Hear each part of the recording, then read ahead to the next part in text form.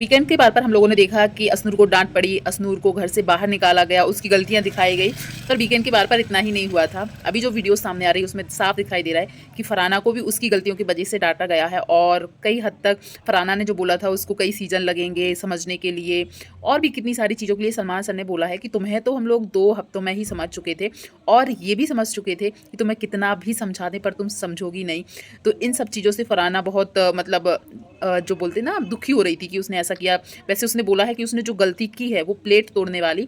वो उससे नहीं करनी चाहिए थी और उस पे सफाई देकर वो बिल्कुल भी बात नहीं करना चाहेगी क्योंकि उसको पता है उसने गलती की है। पर हाँ, उसने सॉरी भी बोला था, तान्या को जाकर भी सॉरी बोला था, पर उसने जो गलती की है उसके लिए भी सॉरी बोला है।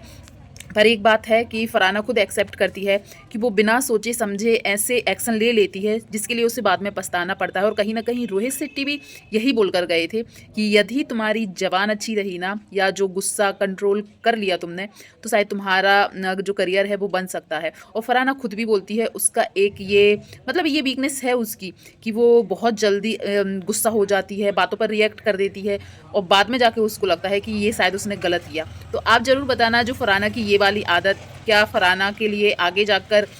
वो खुद बोलती ना कि हाँ ये आदत खराब है और कहीं ना कहीं उसमें जो एक चीज़ है ना कि वो सच में कहीं ना कहीं उसके साथ यदि गलत भी होता है पर वो उससे भी ज़्यादा गलत कर जाती है, बोल जाती है, कई ऐसे शब्दों का यूज़ करती है जो शायद उसे नहीं करना चाहिए और इन्हीं वजह से शायद उसको लोग पसंद नहीं कर रहे, कुछ लोग जो हैं पसंद नहीं कर रहे। वैसे कई लोगों को उसमें एक बिनर क्वालिटी दिखती है। तो आप ज़रूर बताइएगा फरहाना में आपको लगता है क्या उसको सिर्फ जुबान वाली बात छोड़कर और बाकी चीज़ें सही हैं या नहीं, कमेंट कीजिएगा।